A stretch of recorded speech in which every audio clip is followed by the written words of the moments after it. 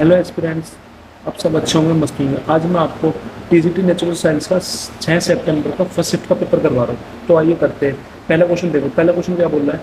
पहला क्वेश्चन बोल रहा है, यदि एक बैग को सूचीबद्ध मूल्य उसके लागत मूल्य से 80% अधिक है, मतलब एक बैग है, उस बैग का जो उस बैग का जो लागत मूल्य है, उस लागत मूल्य से जो उसका सूचीबद्ध मूल्य है, मतलब उसका जो मार्क प्राइस है वो 80% ज़्यादा है। जो उसका लागत मूल्य है, मतलब जो उसका क्रय मूल्य है, उस क्रय मूल्य से वो जो अंकित मूल्य है या कह लो सूचीबद्ध मूल्य है वो 80% ज़्यादा है। फिर उसने बोला और उस पर 66% की छूट दी जाती है। फिर उसमें उसे 66% की छूट दे दी।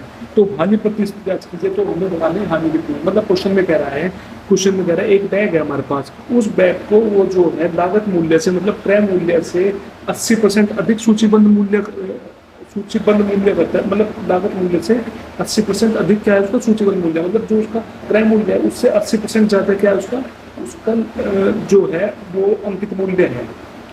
ठीक। तो फिर बोलते हैं उसने उस पे 66% की छूट दी। तो छूट किस पे दी जाती है? अंकित मूल्य पर। तो अंकित मूल्य पर जो छूट दी होगी वो छूट दे के वो चीज उतने में बेची होगी उसने। तो फिर ये बोलना है कि हानि कितनी हुई है, हानि प्रतिशत बतानी है। अब देखो, हमने एक तरफ लिख लिया क्रय मूल्य सीपी और एक तरफ लिख लिया अंकित मूल्य एमपी। तो क्वेश्चन में क्या बोल रहा है?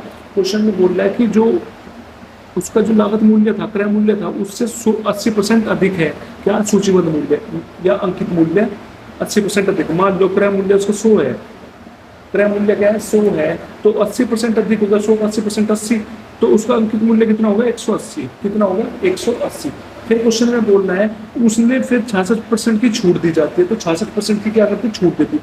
तो जिस चीज पे छूट दी जाती है, छूट देकर वो चीज बेची जाती है, उसका वो विक्रय मूल्य होगा। तो विक्रय मूल्य कितना होगा? तो 180 पे कितने की छूट दे दी? 66% की। 66% का फ्रैक्शन होता है 66% हटा के 100, 66/100। तो 100 पे 66 की छूट दे दी तो कितने में बेची होगी? 100 माइनस 66 कितने बच गए? 30 34, 34 बचे। 34/100 इतने में इसने बेची होगी। ठीक। एक जीरो से एक जीरो कराया कट। अब 18 की मल्टीप्लाई 34 में कर लो।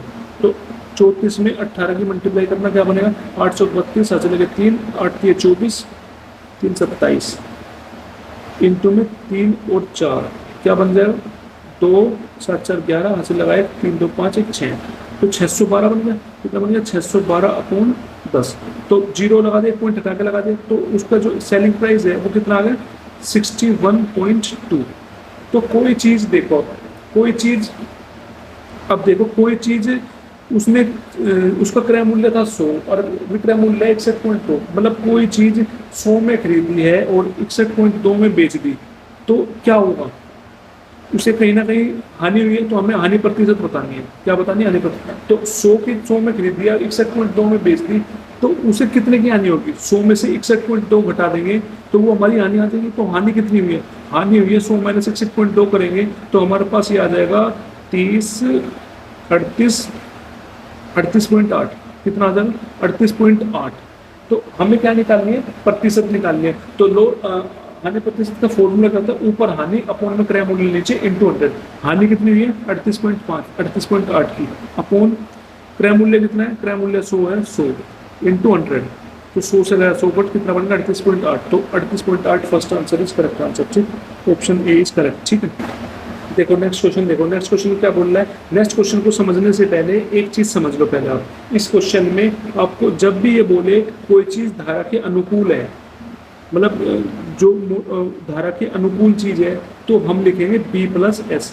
मतलब जो बोट की गति है उसमें प्लस कर देंगे जो उसकी स्ट्रीम की गति है। स्ट्रीम मतलब जो उसकी स्ट्रीम की गति है, स्ट्रीम की गति कह लो या उसकी कह लो धारा की गति है। ठीक है। ठीक है। बोट की प्लस अगर बोले क्या धारा के अनुकूल है, धारा के अनुकूल मतलब बी प्लस एस कर देंगे। और धारा के प्रतिकूल है तो लिखेंगे हम बी माइनस एस। ये गति बोट की, ये हमारी धारा की गति। ठीक। तो अब क्वेश्चन पढ़ो। क्वेश्चन क्या बोलो? क्वेश्चन बोल रहा है एक नदी में पानी 4 किलोमीटर प्रति घंटे की गति से बह रहा है। मतलब एक नदी है जिसमें पानी बह रहा है 4 किलोमीटर प्रति घंटे की गति से बह रहा है। तो एक मोटर बोट को 87 किलोमीटर धारा के अनुकूल, तो एक मोटर बोट जो है 87 किलोमीटर धारा के अनुकूल और 29 किलोमीटर धारा के प्रतिकूल जाने में समान समय लगता है। मतलब एक मोटर बोट है जिसको 87 किलोमीटर धारा के अनुकूल जाने में और जो 29 किलोमीटर धारा के प्रतिकूल जाने में जो समय लगा, दोनों में बराबर लगा है। तो हमसे कह रहा है कि 40 किलोमीटर धारा के अनुकूल और 99 किलोमीटर धारा के प्रतिकूल करने में कितना समय लगेगा। मतलब ये कह रहा है कि 40 किलोमीटर धारा के अनुकूल है और 99 किलोमीटर धारा के प्रतिकूल है, तो उसे कितना समय लगा। क्वेश्चन को दोबारा समझो। क्वेश्चन कह रहा है एक नदी है जिसमें पानी है, पानी की जो गति है वो किस गति से रह रही है, 4 किलोमीटर प्रति घंटे की गति से रह रही है। तो एक मोटर बोट है, उस मोटर बोट जब वो धारा के अनुकूल जा रही है तो उसे 87 किलोमीटर लग रहे हैं, 87 किलोमीटर लग रहा है। और जो धारा की प्रतिकूल जा रही है उसे 29 किलोमीटर चल रहा है। वो दोनों का जो है समय है, दोनों को बराबर दे रखा, मतलब दे रखा है जो मोटर बोट है, जो उस मोटर बोट को धारा के अनुकूल जब गया उसे 87 किलोमीटर चलने में जितना समय लगा है और धारा के प्रतिकूल जाने में जो 29 किलोमीटर चला, जितना वो समय लगा है दोनों में बराबर लगा है। ठीक है, तो फिर ये कह रहा है कि 40 किलोमीटर जो है धारा के अनुकूल जाने में और 99 किलोमीटर धारा के प्रतिकूल जाने में उसे समय कितना लगेगा। तो इसने बताया जब समय सेम होता है, जब भी समय सेम होता है, जो भी गति का अनुपात होता है वो गति का अनुपात किसके बराबर होगा, वो गति का अनुपात जो है दूरी के बराबर हो जाएगा। ठीक है, जितना अनुपात गति का होगा उतने अनुपात दूरी का हो जाएगा। ठीक, तो कैसे करेंगे, तो अब देखो इसने कहा है मोटर बोट पहले कितने किलोमीटर चलती है, 87 किलोमीटर पहले चलती है, 87 किलोमीटर इसकी दे दिया क्या दूरी। ठीक है, और फिर चलती है अगली चलती है वो कितनी, 29 किलोमीटर। ठीक है, उसकी 29 किलोमीटर। अब इसको काट दो, इसका अनुपात निकालो, अनुपात कितना आ जाएगा, 29 से कट जाएगा, 29 87 और 29 से कम 29, तो अनुपात क्या है, 3:1। तो जितना दूरी का अनुपात होगा उतना ही अनुपात किसका होगा, उतना ही अनुपात उसकी गति का होगा। तो गति का अनुपात कितना है, 3:1। तो पहली जो है, पहली क्या बोलता है, पहला वाला जो इसने दिया था दूरी, वो क्या था, धारा के अनुकूल था। धारा के अनुकूल क्या होता है, धारा के अनुकूल होता है B+S। ठीक, और ये दूसरा धारा के प्रतिकूल, धारा के प्रतिकूल होता है B-S। ठीक, तो अब ये आगे इसकी गति, 3 जो है गति है धारा के अनुकूल है और 1 जो है धारा के प्रतिकूल है। ठीक, अब क्या करेंगे, अब हमें क्वेश्चन में क्या दे रखा है, हमें क्वेश्चन में दे रखा है कि पानी जो है 4 किलोमीटर प्रति घंटे की गति से बह रहा है। ठीक, तो पानी जो है, पानी मतलब पानी का एक स्ट्रीम है, मतलब एस जो है स्ट्रीम, मतलब पानी की बात कर रहा है। अगर हम इन जो हमारी गति निकली इस गति को इसमें से माइनस करके 2 से, इस वाले 3 को माइनस 2 से करके 2 से डिवाइड करते, तो वो हमारा पानी की गति आ जाएगी, उसकी स्ट्रीम की गति आ जाएगी। तो स्ट्रीम की गति कितनी आ जाएगी, एस की वैल्यू कितनी आ जाएगी, 3 - 1/2। तो 3 में से 1 गया, 2 में से 2/2 1। तो क्या आ गया हमारे पास, 1 आ गया। ठीक है, क्या आ गया हमारे पास आ गया 1। ठीक है, स्ट्रीम की गति मतलब पानी की गति। और क्वेश्चन में कितने रखे, 4 किलोमीटर। तो 1 यूनिट की वैल्यू कितनी रखी है, 4। ठीक है, तो यहाँ से 3 यूनिट की वैल्यू कितनी आ जाएगी, 3 × 4 12। यहाँ से 1 यूनिट की वैल्यू कितनी आ जाएगी, 1 × 4 4। ठीक, मतलब 12 तो आ गई हमारी धारा के अनुकूल जाने में गति और धारा के प्रतिकूल जाने में आ गई 4 किलोमीटर। ठीक है, वो 4 किलोमीटर प्रति घंटा गति आ गई। तो क्वेश्चन में क्या बोल रहा है, क्वेश्चन में बोल रहा है कि हमें क्या निकालना, हमें समय निकालना है किसका, कितना समय लगा है जब वो 40 किलोमीटर धारा के अनुकूल गई है और 99 किलोमीटर धारा के प्रतिकूल गई है। 40 किलोमीटर धारा के अनुकूल गई है, मतलब 40 गई है धारा के अनुकूल, धारा के अनुकूल मतलब B+S।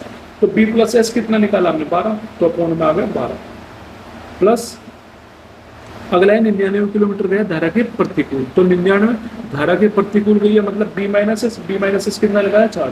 तो अपॉन आ गया 4। अब इसको करेंगे हम सोल्व। अब इसका ले लो एलसीएम, एलसीएम आ जाएगा इसका 12। एलसीएम कितना आ गया, 12। तो 12 आ गया, तो 12 से क्या मल्टीप्लाई करें, 12 बन जाए 1 से। तो 40 की मल्टीप्लाई 1 में कर देंगे 40 प्लस 4 की मल्टीप्लाई कितने करें, 12 बन जाए 3 में। तो 99 की मल्टीप्लाई 3 में कर दो। तो 99 की मल्टीप्लाई करना 3 में, 99 की मल्टीप्लाई करो 3 में, 99 की मल्टीप्लाई करो 3 में। तो 9 × 27, हाथ से लगे 2, 9 × 27 2 29, कितना आ गया 297। तो 297 की 40 प्लस करेंगे तो कितना आ जाएगा 343 अपॉन 12, 343 अपॉन 12। अब इसको करेंगे डिवाइड। अब 343 को डिवाइड कर दो, 343 को डिवाइड कर दो कितने से, 12 से। तो क्या बन जाएगा, 12 दूनी 24, 10 बचे 103 और 12 9 12 8 96। कितना बच गया? 103 में से 196 गए, 4 3 7, कितना बच गया? 12 सही, सॉरी, हमारे पास बच गया 28 सही 7/12 घंटे। 28 सही 7/12 घंटे बच गया हमारे पास। कितना बच गया? 28 सही 7/8 घंटे। तो ऑप्शन में खाली देखो ये मिनट में भी दे रखा है, सब ने हमने घंटे में निकाला, तो मिनट में निकालना पड़ेगा, पर हमें जरूरत नहीं है क्योंकि देख हमारा 28 आंसर आ गया। ऑप्शन सिर्फ एक में 28 है, तो ऑप्शन ये लगा दो और आगे बढ़ जाओ। पर मैं आपको मिनट में बता देता हूँ उसको बना के। अब 7/12 क्या हमारा घंटे में है, तो जब भी हम किसी घंटे को मिनट में बदलते हैं, घंटे को मिनट में बदलते हैं, तो 60 से मल्टीप्लाई करते थे। घंटे को अगर मिनट में बदलते क्या करते हैं? 60 से मल्टीप्लाई, तो 60 से मल्टीप्लाई करते हो, 12 पंजे 60, तो 7 पंजे 35, कितना आ गया? 35। 28 घंटे 35 मिनट आ गए, तो option B is correct answer. ठीक है।